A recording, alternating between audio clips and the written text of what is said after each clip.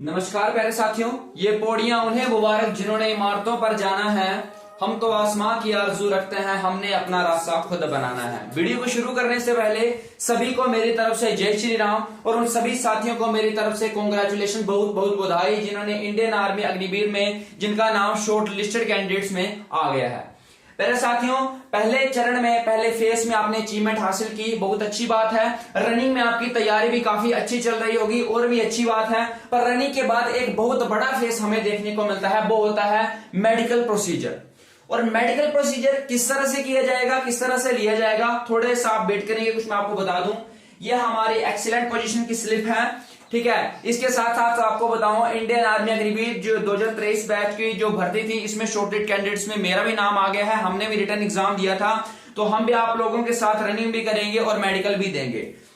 और ये मेरी अनफिट स्लिप है, जो पिछली बार मैं अनफिट हुआ था। तो कैसे मेडिकल प्रोसीजर होगा, इससे पहले मैंने एक बार दे रखा है मेडिकल, ठीक है। और ये मेरी फाइनल भर्ती है, लास्ट भर्ती है, इसमें देखते हैं क्या बनता है। पर मैं आपको बताऊंगा, अगर मुझे ये बातें किसी ने बताई होती तो आज इंडियन आर्मी अग्निवीर 2022 बैच में मेरी सिलेक्शन होती और मुझे डीएनएस यानी कि डेविएटर नोजल सेप्टम का जो है एमएच नहीं पड़ता और मैं फिट होता। पहले साथी, जो मैं आपको बातें बताऊंगा आपने वो सुन लेनी है, दिमाग में बिठा लेनी है। कैसे आपका मेडिकल लिया जाएगा, किस तरह का कोई भी फॉल्ट है वो मैं आपको बताऊंगा, आपने किस तरह से क्लियर करना है।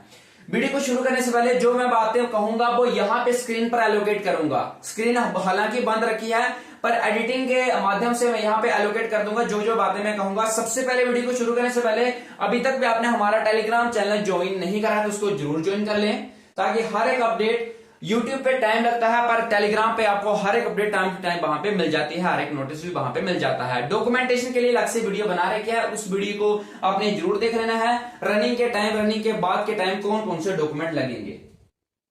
प्यारे साथियों, मेडिकल को मैं शुरू करता हूं। आपका मेडिकल किस तरह से लिया जाएगा, तो ये जो मैं आपको मेडिकल बताऊंगा, ये एक स्क्रिप्ट लिखी गई है जिसके हिसाब से मैं आपको बताऊंगा कि आपका जो मेडिकल है किस तरह से लिया जाएगा। ट्रेड कोई भी हो, जीडी हो, ट्रेडमैन हो, क्लर्क हो, टेक्निकल हो, ठीक है, पर ज्यादातर रहेगा जीडी, क्लर्क और ट्रेडमैन का जो मेडिकल इस तरह से लिया जाएगा वो मैं आपको बता देता हूं। ये हमने 3 चरणों में बांटा हुआ है। वीडियो 7 से 8 मिनट की होने वाली है, ठीक है, आपने टेंशन नहीं लेनी है। तो देखो, सबसे पहले तो फर्स्ट चरण की बात करूं, अपर, सेंटर और लोअर, 3 भागों में मैंने बांटा है इस मेडिकल प्रोसीजर को। अपर में ये चीज आएगी, लोअर में यहां से शुरू करेंगे यहां तक आएगी, सॉरी सेंटर में, और लोअर में आएगी नीचे वाला जो प्रोसीजर होता है, ठीक है। तो सबसे पहले अपर में कौन कौन सी आएंगी वो मैं आपको बता देता हूं। चैनल को सब्सक्राइब करना नहीं बोलना है, अभी तक भी आपने हमारा चैनल सब्सक्राइब नहीं किया उसको जरूर सब्सक्राइब कर ले। आगे भी बहुत सारी बातें हैं जो हमने आपको बतानी है। देखो पहले साथियों, जो आपकी रनिंग होती है, रनिंग के अगले दिन ही आपको मेडिकल के लिए बुला लिया जाता है। जी हाँ प्यारे साथियों, तो मेडिकल को बुलाने के बाद सभी को एक मोल बताया जाता है कि किसके कौन से शरीर पर कौन सा मोल है, वहां पे मतलब आइकन वगैरह लगा दिए जाते हैं, ठीक है। फिर होता क्या है, लाइन वाइज बिठा दिया जाता है 33 ग्रुप के बैचों को, ठीक है प्यारे साथियों। तो होता क्या है, डॉक्टर्स आते हैं 3 या 4 तरह के। तो पहला जो डॉक्टर आएगा वो आएगा ईएनटी का, इस चीज का आएगा ईएनटी, ईयर, नोज और टीथ, ठीक है। तो साथ ही साथ आईज की मैं पहले चरण में ही बात कर लूंगा। तो सबसे पहले मैं आपको बताऊं कि आपकी आईज जो है, आईज को छोड़कर सबसे पहले मैं नोज की आपको बता रहा हूं कि नोज आपका किस तरह से चेक करा जाएगा। जो मेरे को मेडिकल पढ़ा था, एमएच पढ़ा था, और जब मैं जलंधर गया तो वहां पे मुझे अनफिट कर दिया गया था। अब आपको अगर ये प्रॉब्लम है तो आपने अनफिट होने के बाद ही अगले दिन आपने ऑपरेशन अपना करवा लेना है, ठीक है। तो आपका कैसे, आपका जो आपने पता लगाना कि आपका नोज ठीक है या नहीं, तो सबसे पहले फोकस रखेंगे यहां पे मेरे नाक पर, ठीक है। आपने करना कुछ नहीं, आपने अपने सामने एक लड़का बिठा लेना है, ठीक, उसको बोलना है कि आपने क्या करना है, आपने एक सांस लेनी है, छोड़नी है जल्दी जल्दी,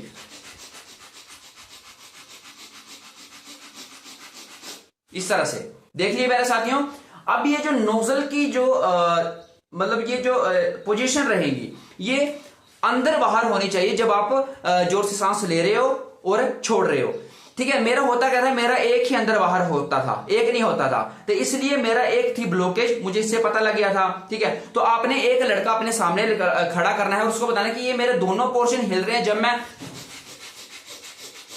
ऐसा कर रहा हूं तो हिल रहा है या नहीं हिल रहा है। अगर वो बोलेगा कि एक ही आपकी पोजीशन हिल रही है दूसरी नहीं हिल रही है, तो आपने डॉक्टर से उसको चेक करवा लेना है कि आपकी एक नोज में ब्लॉकेज है या नहीं है। प्यारे साथियों, तो नोज का मैंने क्लियर कर दिया। अब डॉक्टर इस चीज को देखने के बाद क्या एक मशीन से चेक करता है, एक लेंस से मशीन होता है, और फिर उसको पता लग जाता है, ठीक है, इसे वो डिटेक्ट कर लेता है इसको, ठीक है। इसका एक छोटा सा ऑपरेशन होता है 15 से 20 मिनट का, वो आपको ये नाक का जो ठीक कर देता है, और 7 से 8 दिन में ये नाक भी आपका ठीक हो जाता है और दोनों पोर्शन हिलने लग पड़ते हैं। नाक का मैंने क्लियर कर दिया, नोज की बात हमने कर ली। कमेंट में बताएं कि आपको किस तरह का डर है, मैं कमेंट में आपको रिप्लाई कर दूंगा, और आप ये पर्सनली भी टेलीग्राम पर मैसेज कर सकते हो। अब बात करूं तो आइस की, आइस ही मेन बहुत ही भयंकर रहता है, काफी सारे बच्चे बहुत ज्यादा डरते हैं। यहां पे मैं कुछ चार्ट एलोकेट करूंगा, साथ ही साथ एक एबीसीडी वाला चार्ट होता है जो यहां पे एलोकेट करा। एबीसीडी के साथ साथ एक होता है कलर ब्लाइंडनेस का चार्ट, वो भी मैं यहां पे एलोकेट करूंगा जब तक मैं आइस के बारे में बात करूंगा। वो आपको लगभग 5 मीटर की दूरी से आपको एक आंख बंद करके पढ़ाया जाता है कि ये लिखा क्या है, ABCD या रखेंगे, डंडा लिया होता है उन्होंने, ठीक है, ये यहाँ पे। फिर होता क्या है, एक और चीज होती है, एक पोर्शन वाला भी होता है कि एक डब्बा बनाया होता है, डब्बे का मुंह किस तरफ को खुला है, आप बोलते हैं नीचे को, लेफ्ट को, राइट को, ऊपर को, ठीक है। तो इस तरह से आपका कलर आंखें का टेस्ट होता है। साथ ही साथ आंखों के साथ साथ उसके चार्ट को पढ़ाने के साथ साथ एक कलर ब्लाइंडनेसकोपी बताई जाती है कि इस कलर ब्लाइंडनेस कलर को ये यहाँ पे मैं एलोकेट कर रहा हूँ, वैसे ऐसे होती है। फिर ऐसे पन्नों को पढ़ते हैं, ये क्या है, बोलता है 46, ये क्या 26, ये है 3, ये है 4, ये है 9, ये है 10। आइस को कुछ इस तरह से टेस्ट होता है, ठीक है। और एक डार्क रूम वाला टेस्ट होता है, और एक पेन की फोकस लेंथ पे। तो पेन वाला मैं आपको बता देता हूं यहां पे एक्सपेरिमेंट करके। वीडियो यूजफुल रहेगी प्यारे साथियों, तो सब्सक्राइब जरूर चैनल को कर लें भाई, जरूर, ठीक है।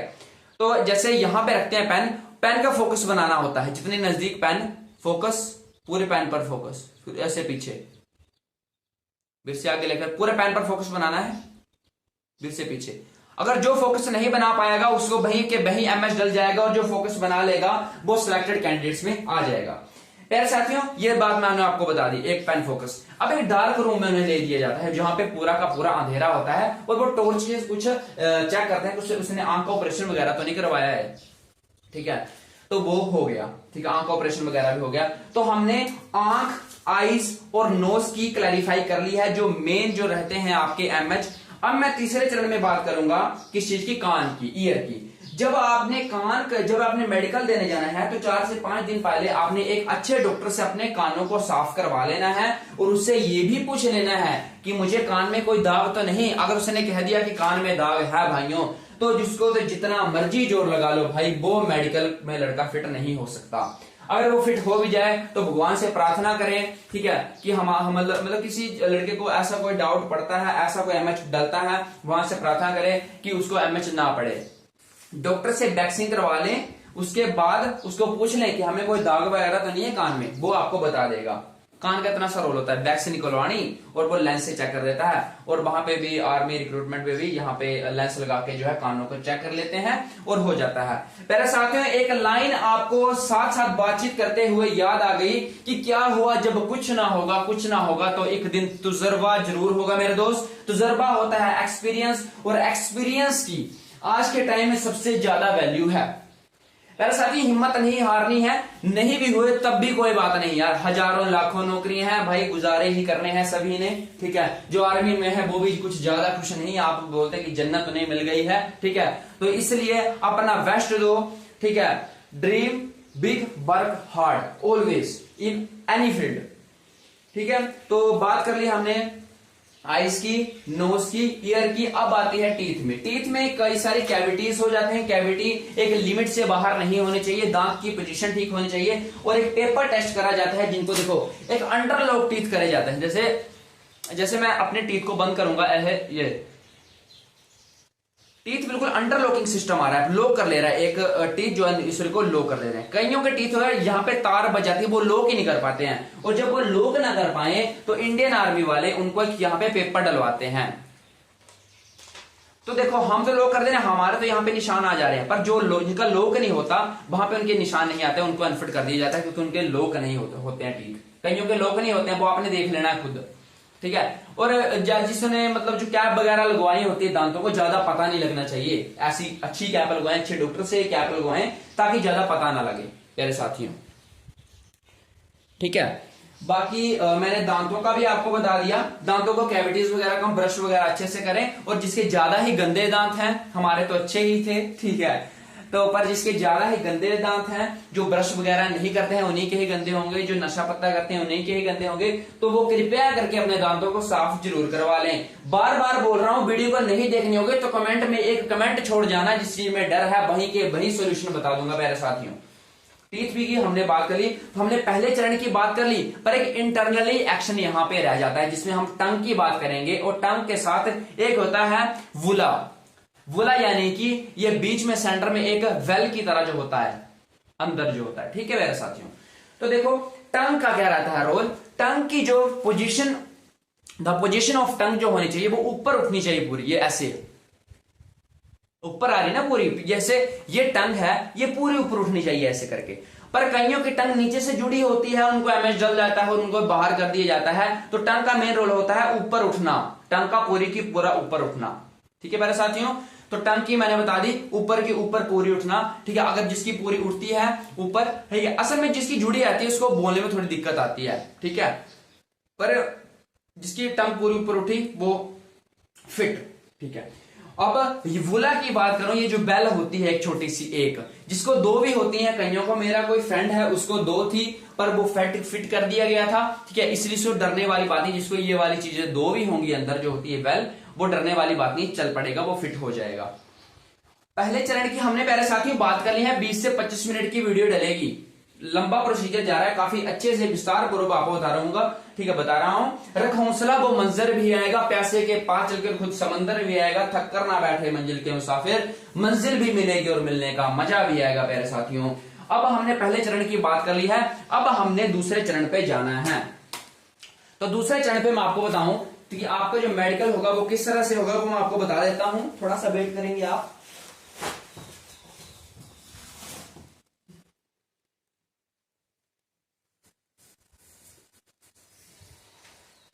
मेरे साथियों दूसरे चरण में आपका मेडिकल जो होगा वो मैं आपको प्रैक्टिकली करके बता रहा हूं। आपके जो आपने छोटी मोटी बातें देखो, एक डेंट जो होते हैं, डेंट बॉडी पे डेंट एक नॉर्मल एग्जीक्यूशन के तौर पर तो चल पड़ता है, पर जिसका आउट ऑफ लिमिट डेंट हो उसको सीधा बाहर कर दिया जाता है।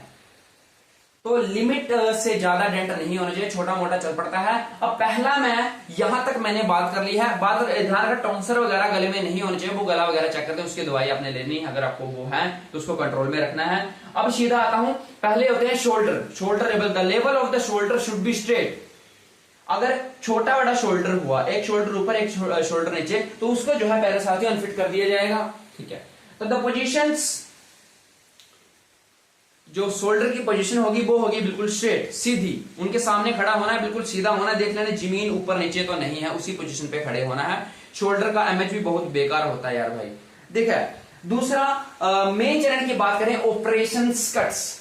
काफी सारे बच्चों को बहुत ही ज्यादा डर जाते हैं जब उन्हें ये बात पता चलती है कि ऑपरेशन कट्स, अरे भाई ये तो क्या हो गया, ठीक है। ऑपरेशन कट की कोई घबराने वाली बात नहीं, एक माइनर ऑपरेशन हो जाते हैं जिनका कोई पता ना लगे, वो चल पड़ते हैं प्यारे साथियों।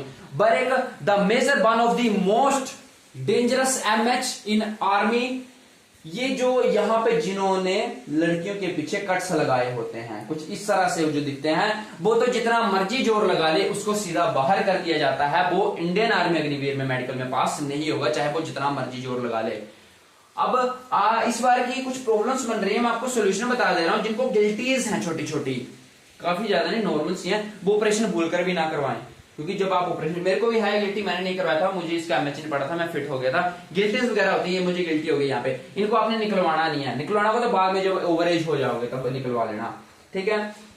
तो मैंने बात कर ली शोल्डर लेवल की, ऑपरेशन कट्स की। ऑपरेशन कट अगर 6 महीने से पुराना है तो चल पड़ेगा, ज्यादा शो नहीं होना चाहिए, ठीक है। और जब वो बोलेंगे जिन्होंने ऑपरेशन कराया वो लाइन से बाहर आ जाए, तो आपने बाहर नहीं निकलना है साथियों।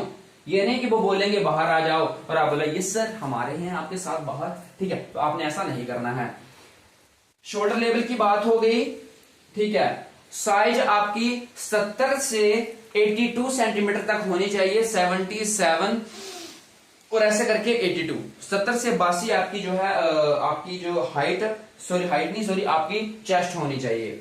ठीक है, ऑपरेशन कट्स की बात कर ली। अब हम सीधा लोअर एंडिंग पे पॉइंट पे आते हैं। ठीक है, लोअर एंडिंग पे मेरी आपने बातें सुननी है, और उसके बाद major fold one of the most, जिसे बच्चे काफी ज्यादा शर्माते हैं कि क्या बातें होती हैं, उनके बारे में भी हम इस वीडियो में जरूर बात करेंगे। अगर कमेंट में थोड़ी सी शर्म आ रही तो टेलीग्राम पे किसी भी तरह की कोई भी प्रॉब्लम है तो मुझे टेलीग्राम चैनल पे जरूर मैसेज करें, मैं आपको 100% रिप्लाई दूंगा और 100% वन ऑफ द मोस्ट अच्छा सोल्यूशन दूंगा।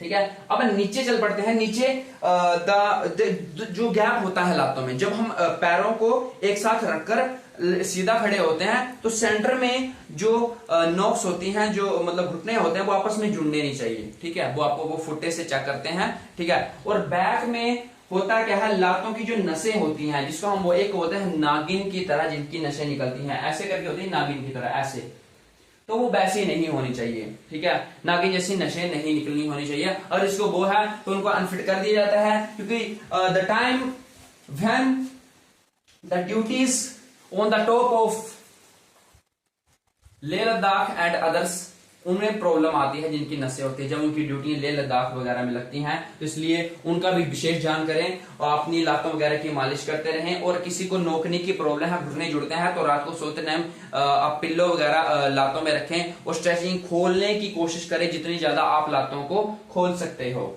ठीक है, जो बात बोल रहा हूं यहाँ पे एलोकेट कर रहा हूं। इसके अलावा अगर आपके मन में किसी भी तरह का कोई भी डाउट चल रहा है तो बता दें। One of the most dangerous MH flat foot, पैरों का यहां पे एक पोजीशन ना होना, बिल्कुल प्लेन पैरों का होना, अनफिट कर दिया जाता है। पैरों में जो होता है एक लाइन होती है, बीच में गैप होना चाहिए। उसको अपने पता लगाने के लिए क्या करना है, पानी में पैर डालने हैं और सूखी जगह पे पैर रखने हैं। अगर जब आपका पूरा पैर प्लेन आ गया तो समझ लो अनफिट हो, अगर वहां पे आपका गैप रहा तो समझ लो फिट हो। अगर आपको फ्लैट फुट है भी तो चप्पलियों में आपने दर्जी के पास इसके पास जाना है, आपने मोची के पास जाना है और मोची से उनको बोलते हैं तले लगवाने हैं फ्लैट फुट के लिए।